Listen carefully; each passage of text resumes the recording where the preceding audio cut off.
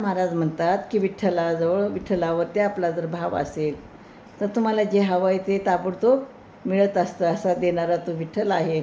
आणि म्हणून काय म्हणतात त्या अभंगातनं बघा, सत्य साच खरे नाम विठोबाचे बरे, येणे तुटती बंधने उभय लोकी कीर्ती जेणे, भाव ज्याचे गाठी त्याशे लाभ उठा उठे, तुका मने भोळा जिंकू जाणे कळी काळा.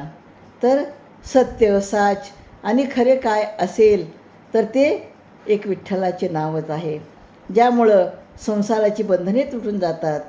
या लोकात परलोकात आपल्याला कीर्ती मिळते, कीर्ती लाभते.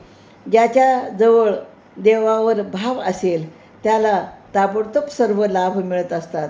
म्हणजे आपल्या मनात जर श्रद्धा असेल, भाव असेल तर आपण विठ्ठलाला जे काही मागतो ते सगळं आपल्याला मिळत असतं. तुकाराम महाराज म्हणतात, तुमच्याजवळ असा भोळा भाव असेल तर त्यामुळे कळी काळालासुद्धा तुम्हाला जिंकता येतो.